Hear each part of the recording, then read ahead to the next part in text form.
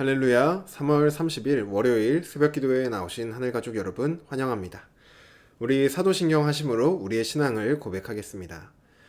전능하사 천지를 만드신 하나님 아버지를 내가 믿사오며 그 외아들 우리 주 예수 그리스도를 믿사오니 이는 성령으로 잉태하사 동정녀 마리아에게 나시고 본디오 빌라도에게 고난을 받으사 십자가에 못 박혀 죽으시고 장사한 지 사흘 만에 죽은 자 가운데서 다시 살아나시며 하늘에 오르사 전능하신 하나님 우편에 앉아 계시다가 저리로서 산자와 죽은 자를 심판하러 오시리라.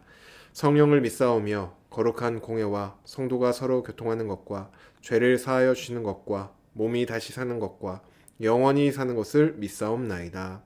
아멘. 우리 찬송가 183장 빈들의 마른 풀같이 함께 찬양드리겠습니다. 찬송가 183장 빈들의 마른 풀같이 함께 찬양드리겠습니다.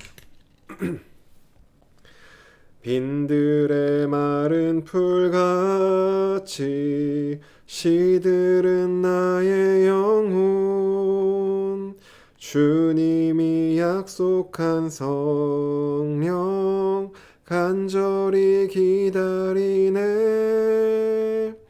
가물어 메마른 땅에 단비를 내리시듯 성령의 단비를 부어 새 생명 주옵소서.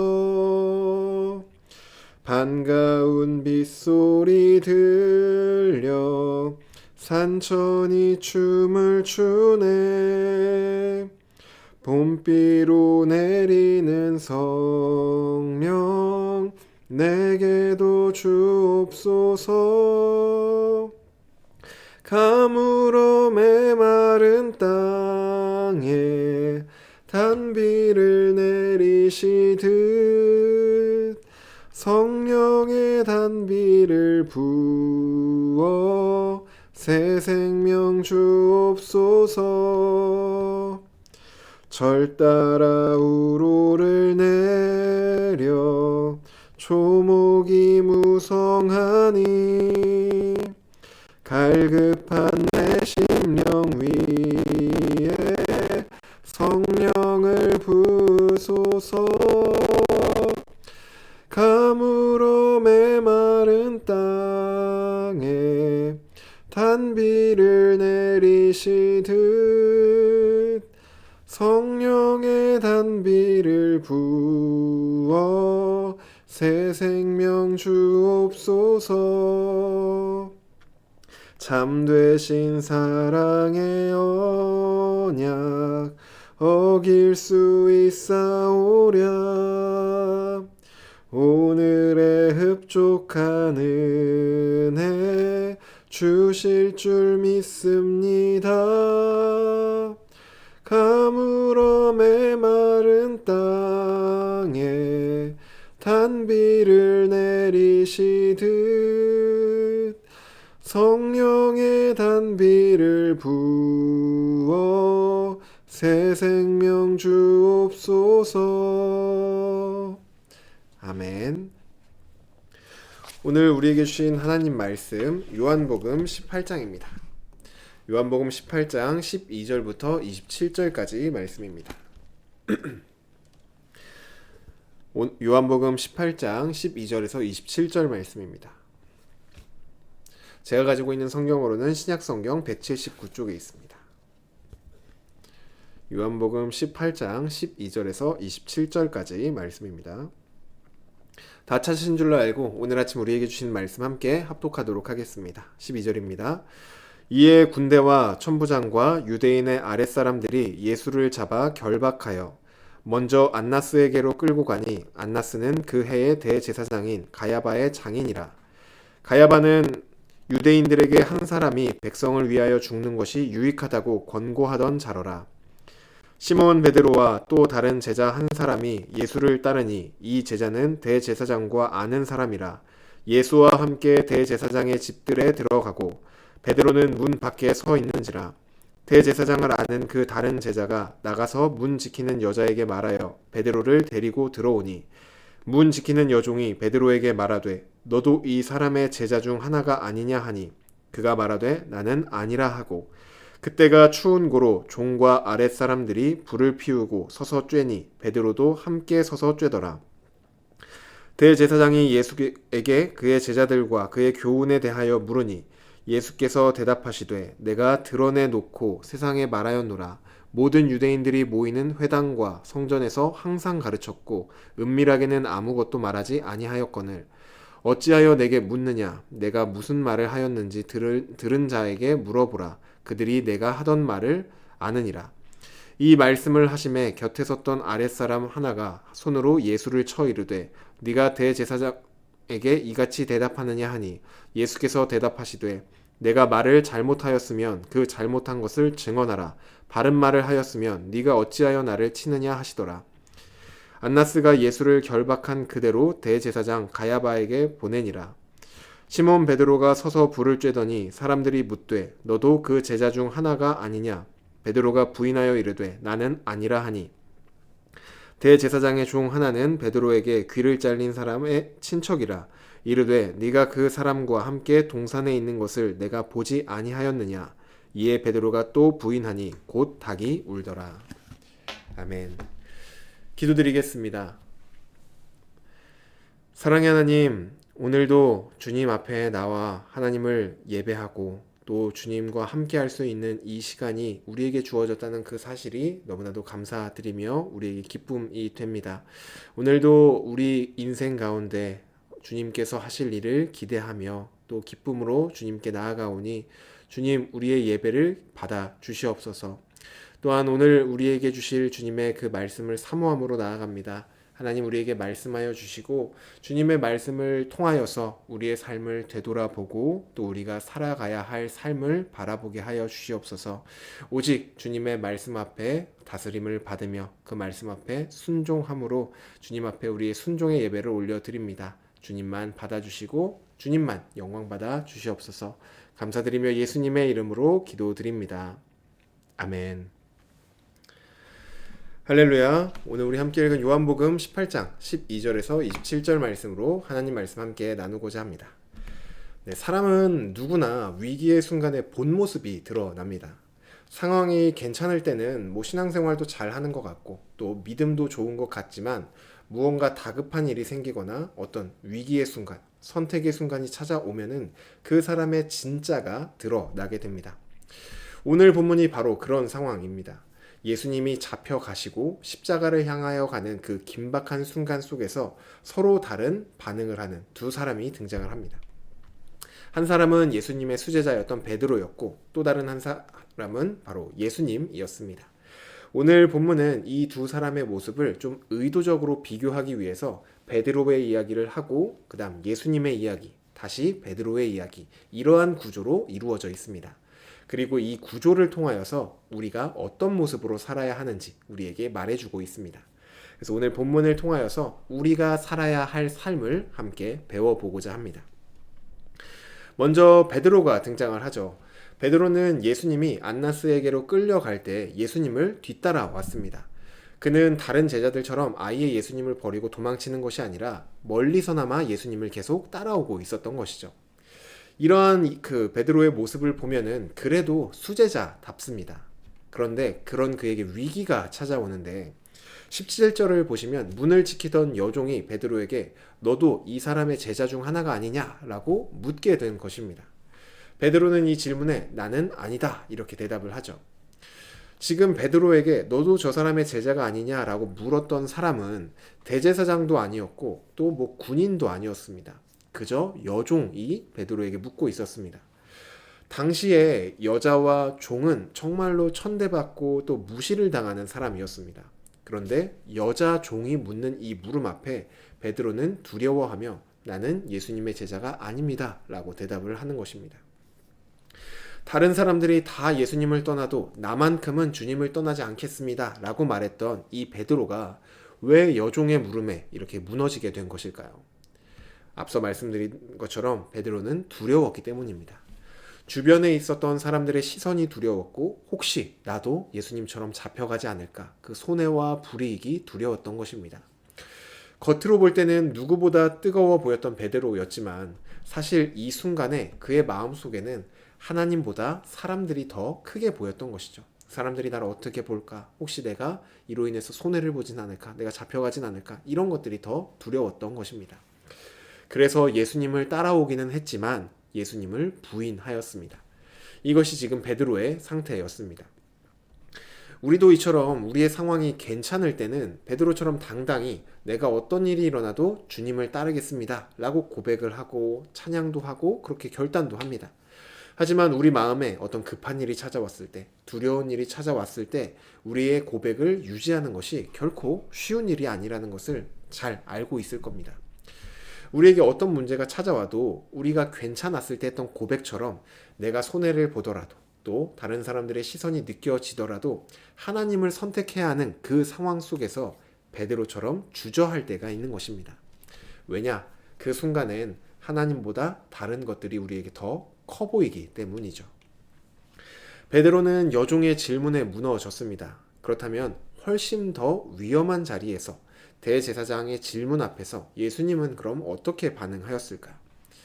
이제 장면이 예수님으로 좀 전환이 됩니다. 19절부터 보시면 베드로는 여종 앞에서 질문을 받았었지만 예수님은 대제사장 앞에서 공식적인 그 공회에서 질문을 받습니다. 여종의 질문은 무시하거나 피할 수 있는 그러한 질문이었지만 대제사장의 신문은 무시하거나 피할 수가 없는 질문입니다. 또 여종 앞에서의 대답은 사람들의 시선을 받는 게 전부였다면 이 대제사장 앞에서 하는 질문에 대한 대답에 따라 생명이 이제 왔다 갔다 하는 그런 문제인 것이죠. 바로 이러한 상황 속에서 예수님은 숨지도 않으시고 또 피하지도 않으시고 당당하게 말씀을 하십니다. 예수님의 모습이 얼마나 당당했던지 대제사장 곁에 있었던 아랫사람 하나가 예수님을 향해 건방지다고 예수님을 때릴 정도였습니다. 예수님은 대제사장의 신문 앞에서 조금만 이제 표현을 바꾸거나 아니면 조금만 태도를 낮췄으면은 이 상황을 그냥 좋게 좋게 넘길 수도 있는 그런 상황이었습니다. 그런데도 주님은 그렇게 하지 않으셨죠. 왜냐하면 예수님께 진짜 중요했던 것은 다른 사람이 나를 어떻게 생각하는지, 내가 어떤 피해를 보고 어떤 손해를 보는지 그것이 중요한 것이 아니라 하나님의 뜻이 이루어지는 것, 이것이 예수님께 가장 중요했었기 때문입니다. 베드로는 두려움 앞에서 무너졌지만 예수님은 더 큰 위협 앞에서도 결코 흔들리지 않았습니다. 베드로는 사람을 의식하였었고 예수님은 하나님을 바라보았기 때문입니다. 이것이 베드로와 예수님의 유일한 차이점이었습니다. 우리는 바로 이러한 모습 속에서 우리의 신앙을 좀 점검해 볼 수가 있습니다. 나는 지금 무엇을 보고 무엇을 붙잡고 살아가고 있는가? 이 베드로가 사람이어서 흔들렸고 예수님은 하나님이라서 흔들리지 않았던 것이 아닙니다. 무엇을 바라보고 있느냐? 사람을 바라보는가? 하나님을 바라보는가? 이게 유일한 차이점이었던 것입니다. 나는 그렇다면 이 베드로처럼 사람의 시선과 손해와 이익을 붙잡고 있는지 아니면 예수님을 닮아가며 하나님의 뜻을 붙잡고 있는지 우리는 우리의 모습을 이 본문 앞에서 좀 살펴볼 필요가 있는 것이죠. 그런데 오늘 본문은 여기서 끝나지 않고 성경은 다시 한번 베드로의 모습으로 돌아갑니다. 25절부터 보시면 이번엔 같이 불을 쬐던 사람들이 베드로에게 다시 한번 묻습니다. 너도 그 사람의 제자 중 하나가 아니냐라고 묻습니다. 평소 베드로였었다면은 이제 앞서 여종이 물었을 때 나는 예수님을 모른다 라고 대답했었기 때문에 내가 그때 그렇게 대답했으면 안 되는데 이제라도 내가 예수님의 제자라고 말을 해야 되겠다 이렇게 대답을 할 법도 합니다. 평소에 베드로가 보여주었던 모습대로라면. 그런데 이번에도 베드로는 예수님을 모른다 라고 대답을 합니다. 그리고 그것으로 끝나는 것이 아니라 26절에 이번엔 베드로에게 귀를 잘렸던 사람의 친척이 네가 그와 함께 있던 것을 내가 보지 않았느냐라고 묻습니다. 더 이상은 빠져나가기 힘든 상황인 것이죠. 그런 위기의 순간 베드로는 다시 한번 예수님을 모른다고 부인을 합니다. 베드로는 3번이나 예수님을 부인했고 그 순간 닭이 울었습니다. 이 장면은 베드로의 완전한 실패를 보여줍니다. 수제자였던 베드로 그리고 누구보다 가장 뜨거웠던 베드로가 가장 중요한 순간에 가장 처참하게 무너진 것이죠. 그런데 우리는 이런 베드로의 모습 속에서 우리의 모습을 발견합니다. 우리도 이 베드로처럼 한 번만 넘어지는 것이 아니라 계속 반복해서 넘어지죠. 내가 이러지 않아야지 결심하고 또 결심하지만 또 무너지고, 내가 잘 해봐야지 다짐하지만 또 실패합니다. 그래서 우리 안에는 언젠가부터 나는 안 되는 사람인가 보다 라는 생각이 들기도 합니다. 아마 베드로도 이 3번이나 부인하고 나서 그렇게 느꼈을지도 모릅니다. 나는 안 되는 사람이구나. 그런데 오늘 본문은 여기서 끝이 나지만 베드로의 이야기는 여기서 끝이 나지 않습니다. 사도행전 4장을 보시면 여종 앞에서도 예수님을 두려워하며 떨었던, 부인했던 이 베드로는 대제사장들과 경비대장과 또 여러 종교 지도자들 앞에서 당당히 예수님을 전하는 사람이 되었습니다. 도대체 무엇이 베드로를 이렇게 마치 예수님처럼 변화시켜 준 걸까요? 무엇이 이렇게 베드로를 성장시켜 갔던 것일까요? 바로 성령님입니다. 성령님이 베드로에게 임하자 그는 더 이상 사람들의 시선을 두려워하지도 않았고 자신의 손익을 계산하지도 않고 오직 하나님의 뜻을 담대히 전하는 사람이 되었습니다. 성령님이 하시는 일이 바로 이러한 일이기 때문입니다. 우리의 시선을 사람과 상황에게서 그리고 하나님께로 옮겨가시는 일, 이것이 성령님이 우리 안에서 하시는 일이고, 우리가 이제 세상의 것들, 염려와 불안을 붙잡고 있었다면 이제 이 손을 놓고 하나님의 뜻을 붙잡게 하는 것, 이것이 성령님이 우리 안에서 계속해서 이루어가고 계시는 일입니다. 우리도 우리의 모습을 보면 마치 실패했던 이 베드로처럼 연약하고 두려워서 실수하고 넘어짐의 연속일 수 있습니다. 하지만 우리 안에 누가 계십니까? 바로 그리스도의 영이신 성령님이 우리 안에 지금도 역사하고 계십니다. 베드로에게 역사하셨던 성령님은 오늘 우리 안에서도 우리를 계속해서 예수님을 닮아가는 사람으로 변화시키고 또 성장시켜가고 계십니다. 하늘가족 여러분, 우리도 베드로처럼 두려움 앞에 흔들릴 수 있습니다. 어떤 문제가 왔을 때 이렇게 두려워하고 흔들릴 수 있죠. 그런데 우리가 기억해야 할 것은 실패한 베드로가 거기서 끝이 아니었다라는 것입니다. 성령님은 실패한 베드로를 변화시키셨고 마침내 주님처럼 당당히 주님을 전하게 만들어 가셨습니다. 그리고 우리도 마찬가지입니다. 지금 당장은 눈에 띄게 우리의 모습이 변하지 않을지도 모릅니다. 하지만 성령님은 지금도 우리 안에서 우리를 주님을 닮아가도록 계속해서 변화시켜 가고 계십니다. 그러니 지금 당장 우리 모습에 실망하는 것이 아니라 성령님이 계속해서 만들어 가시고 장차 완성될 우리의 모습을 소망하며 오늘도 성령님의 인도하심을 받아 살아가기를 주님의 이름으로 축복합니다. 또한 오늘 우리에게 주어진 이 하루가 그냥 반복되는 하루, 그냥 지나가는 하루가 아니라 성령님이 나를 더욱 성장시키는 하루, 성령님이 나를 예수님을 더욱더 닮아가게 하는 하루로 생각하시며 정말 성령님을 의지하고 또 성령님의 인도함을 받아 예수님을 더욱 닮아가는 저와 여러분이 되기를 주님의 이름으로 축복합니다. 주신 말씀 놓고 기도드리겠습니다. 사랑의 하나님, 오늘도 우리에게 말씀하여 주시니 감사합니다.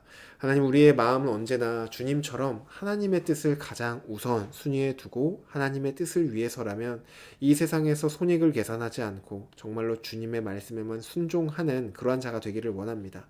하지만 실상 우리의 모습은 오늘 본문 속 베드로처럼 주님을 부인하기도 하고 또 모른 척하기도 하고 때로는 주님이 아니라 이 세상에 시선을 두기도 하고 사람들의 시선을 염려하기도 합니다. 주님, 이러한 저희가 이대로 실패자로 끝나는 것이 아니라 성령 하나님께서 지금도 우리 안에 역사하시며 우리를 예수님을 닮아가는 자로 정말 우리를 계속해서 변화시키시고 성장하고 계심을 믿습니다.